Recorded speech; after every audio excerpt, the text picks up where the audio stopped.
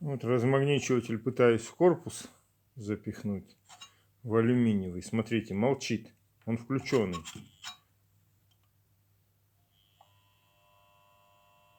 И пошел гул. Что там? В железе, в алюминии есть какие-то молекулы железа, что ли? Но он и так вот немножко. Короче, надо делать пластмассовый. Потому что я вот сделал в коробке из-под розеток. Вообще он молчун. Я даже установил лампочку, чтобы включать и видеть, что он действительно работает. Потому что этот вообще он молчун.